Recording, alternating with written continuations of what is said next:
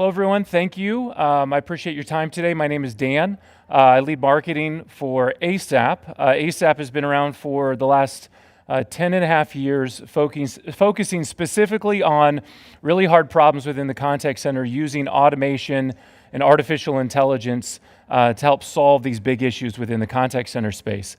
I'll let you know right off the bat, the ending of this talk is to look at some of the solutions that we've been working on around generative AI, but I did want to talk about a few things that I think are pertinent to the topics that we've heard today. I thought I'd start with a quick story. Toward the end of George Washington's life, in his last days, his doctors drained about 40% of his blood. Now, the thinking was that illness was caused by imbalances in the humors, which caused sickness, and so the attempted remedy actually was worse and increased Washington's malady. The remedy made the malady worse. And he died at the age of 67 from what many scholars believe was nothing more than a common cold. Now, it's no secret that the contact center is broken, or at least we might say that it's sick. And despite years of medicine to reverse these trends, the fact is that spending is up $130 billion since 2019, while satisfaction of customers is at historic lows. Forrester says it is the worst experience in decades, while, and we'll hit this for a good long moment a little bit later in the talk, while the average company dealing in the CX space is dealing with about a high of 52% when it comes to agents who are quitting every single year. Now, I want to suggest to you today that false remedies have increased the malady within the contact center. And I want to bring three false remedies as a way to kind of tee up this conversation. What are three false remedies that are happening within the contact center that might be making these problems worse? The first false malady that I want to talk about today is that you can recruit your way into good customer experience. And when that doesn't work, businesses try to mechanize agents, turn them into robots, let's say, to increase efficiency. And then finally, when that doesn't work, and when none of these things work, we end up mechanizing our customers.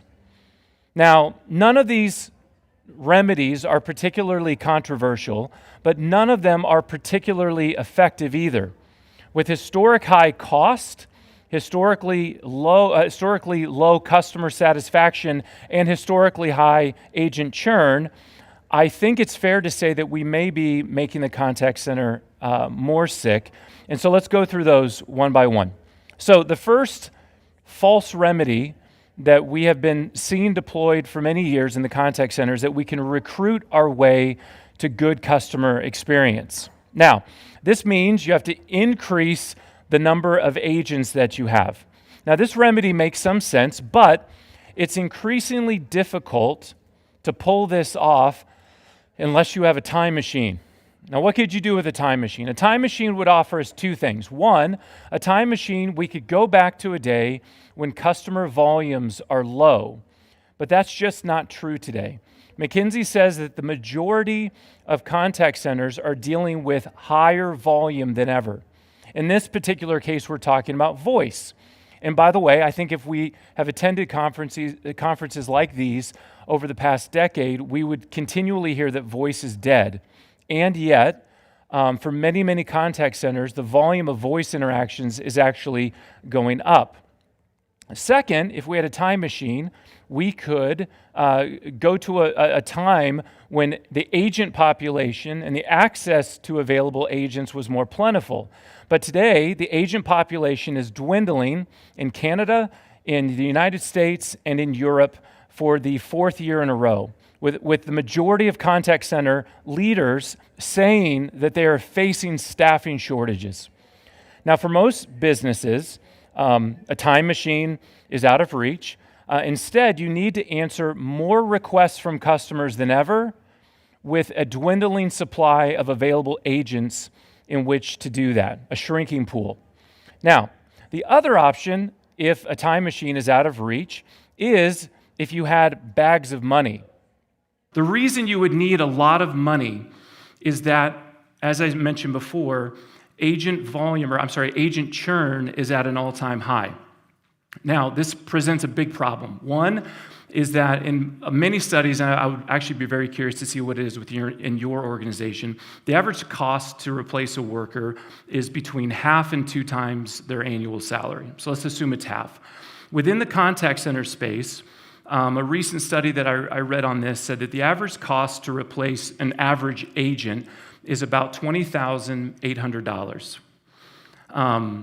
Now, if the cure to bad CX is more agents, then I think we agree the financial cost is too much to bear.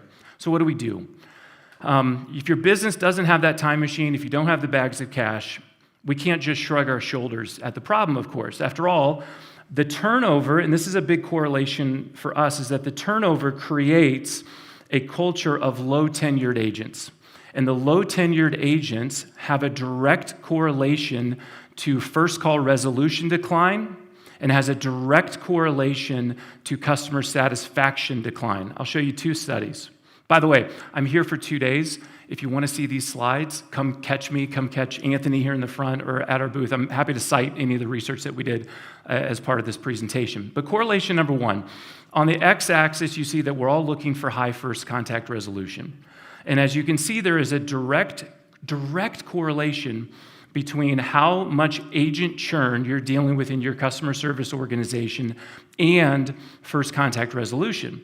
Second, a sharper decline occurs when you look at overall customer satisfaction scores in relation to agents who are quitting. And so it's important for us because in my experience, a lot of times these issues have been separated, right? How you manage labor and how you deal with some of the issues in the contact center, we kind of treat them sometimes separately, when in reality, there's a huge correlation between our ability to be able to manage, keep motivated, and have agents within the contact center to your overall customer satisfaction. So we can recruit our way out of the problem. That's difficult. We can mechanize our agents, focus on efficiency, trust that service will take care of itself, but that's also wrong. And I'll give you an example of this, a small reprieve, if you will. If any of you have read this book, you get a huge gold star. There's a gentleman, I think about 120 years ago, named Frederick Taylor, who wrote a book called The Theory of Scientific Management. I hate to ask this question. Has anyone ever read that book? Has anyone heard of this book? Okay, a few of you. Max, very, very good. A few of you have. Now, who cares about this person? But what we do care is about this person. That when you look at Henry Ford, he took the implementation. Actually, I'll go back a slide. So Frederick Taylor's theory was very simple. At the time, we looked at employees as artisans. And so an artisan, by definition, is a person who takes the intelligence from their head and the labor from their hands and produces something. So Frederick Taylor's theory was different. He said, what if you took the knowledge out of the employee's hands and replaced it with process? What if you took the knowledge out of their head, replaced it with process, and then have them just do the work with their hands? And Henry Ford took on this dogma and implemented, as we all know, an incredibly successful, revolutionary model of the assembly line. And in his first year, Henry Ford had to do a lot of really important things to keep employees in the job. One, he had to hire an astronomical number of people to just fill the seats in a given year. Number two, he had to go from a 9-hour work day to an 8-hour work day. He had to go from a 6-day work week to a 5-day work week, and he had to double salaries for each employee. Why? Because as it turns out, employees don't want to be laborers. They want to be artisans. They want to use their head and their hands for problems. I would submit that there is a correlation with many of the struggles that we've had within the contact center for our agents is the loss of agency, right? The loss of agency contributes to this problem. So some food for thought there. In mechanizing our agents, one of the things that people like me have been responsible for, because I've been on the vendor side of this for a long time, And one of the things that I really had a hope for was that, especially in 2013 when cloud really started coming into play, that the UX design and things that we would do would create tools that would make the agents want to stay in the job, right? And you fast forward today, there's no correlation that we can find between better technology, better UX, and the agents quitting.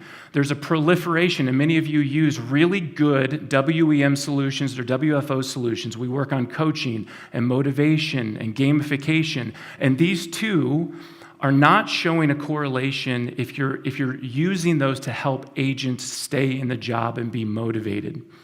So I'm harping on that. I'll move on. But it's really important. So the final thing that we do and have done with some new-ish technology is that when we're struggling within our agent population, we start to automate the experience for the customer, and that can be really, really good.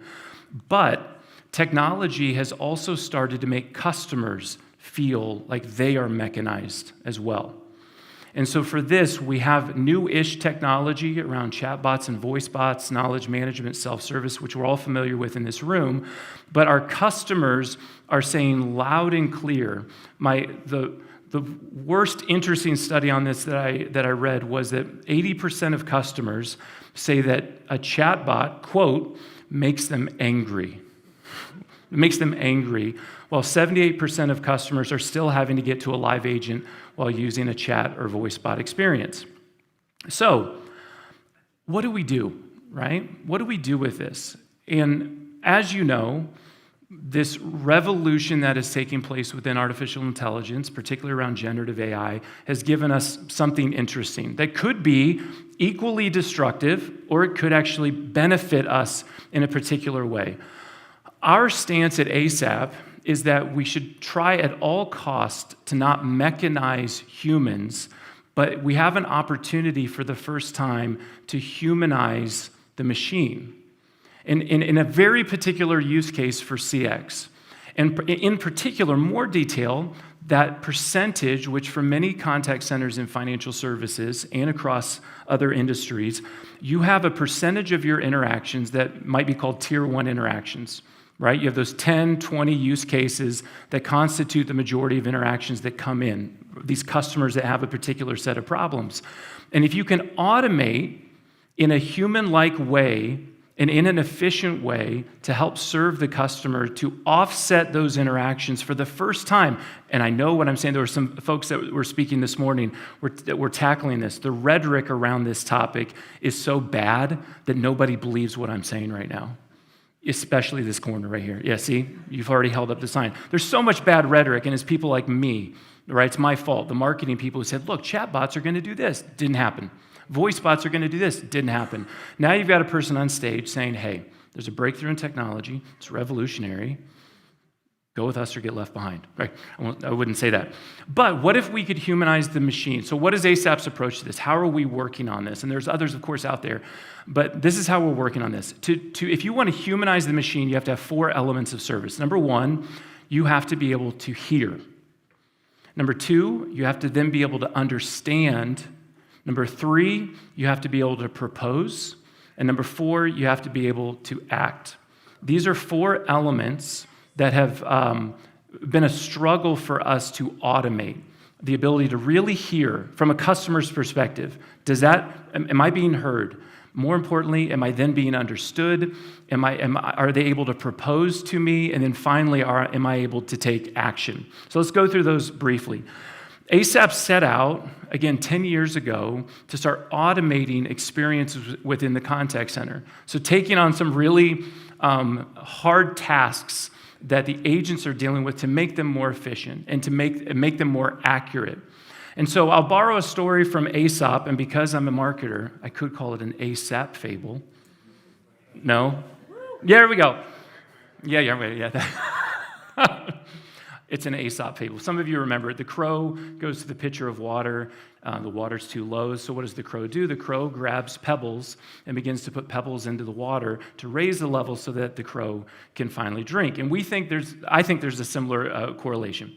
We've got to start putting rocks into this. So our particular journey, was to start with the hearing part.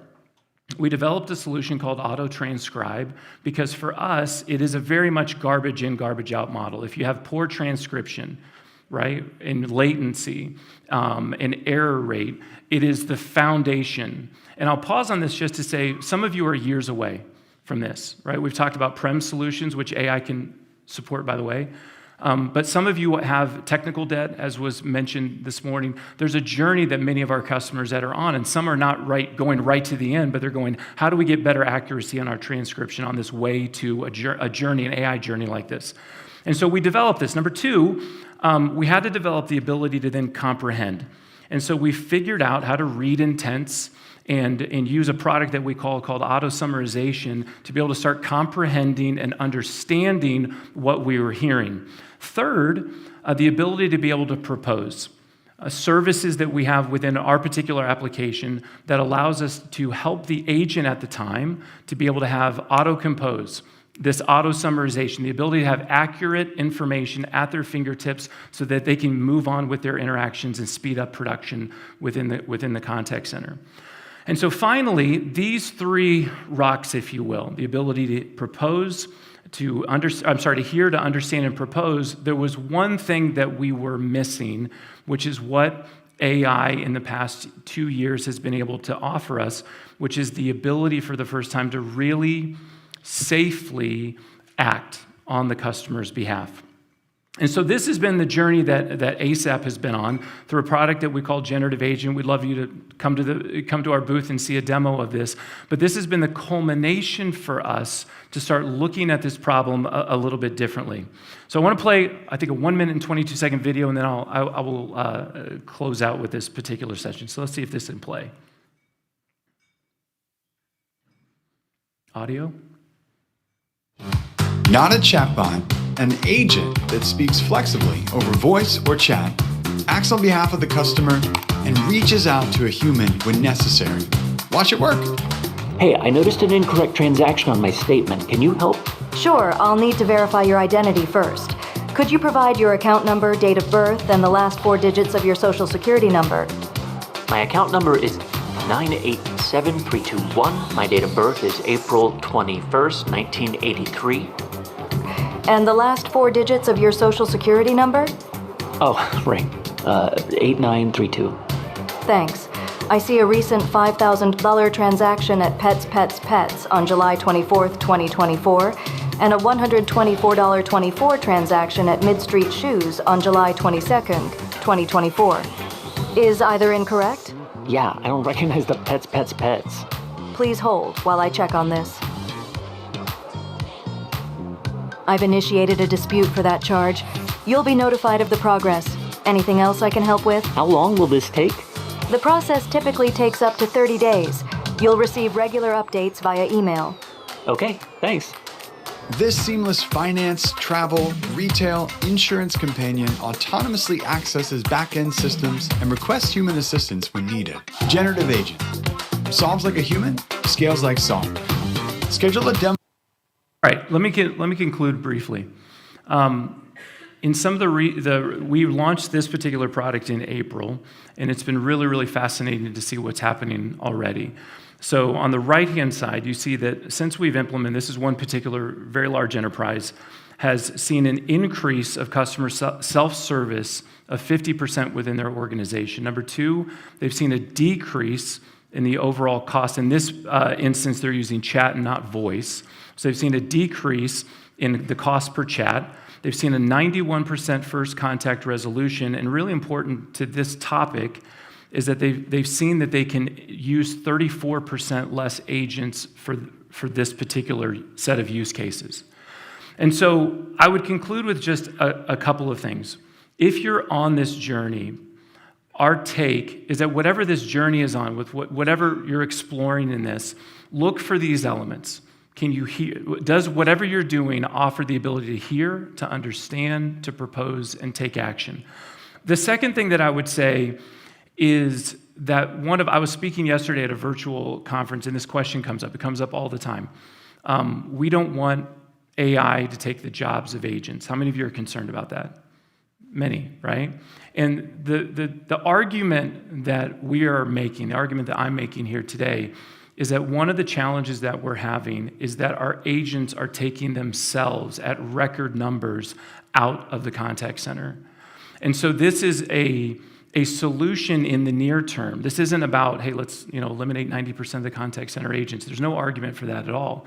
What I would argue is that your ability to start shrinking the pizza pie of the problem, right? If you're having to hire 150 agents to fill 100 seats in a particular given year, what happens if you can start shrinking that, right? Number two, we know, I still love this book, it's 10 years old, it's called Effortless Experience by Matt Dixon. I'm sure many of you have read it. But the studies they did 10 years ago are still ringing true today, that what our customers want is for us to abbreviate their pain, abbreviate customer pain. That's what they're looking for. And so if there is self-service and automation that finally gives a promise for our customers to feel like they're being heard, understood, that the propositions that are being made to them and the actions that we can take on their behalf can get them from a broken state to a whole state more quickly, it's really, really good for our business. It's good when it comes to reduction of costs. It's good for raising our CSAT scores.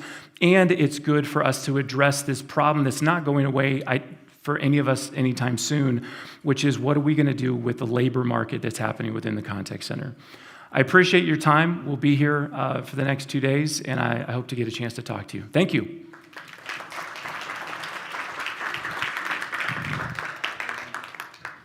Thank you, Dan. That was awesome. How are we doing? All right, there we go.